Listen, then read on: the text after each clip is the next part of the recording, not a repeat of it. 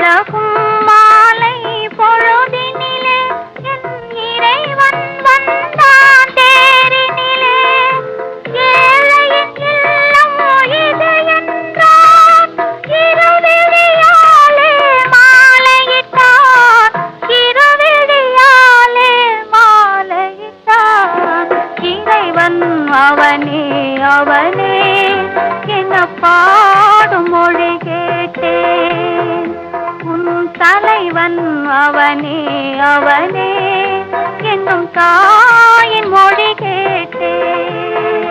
ஆலய மணியின் ஓசையை நான் கேட்டேன். அருள்மொழி கூறும் பறவைகள் ஒலி கேட்டேன்.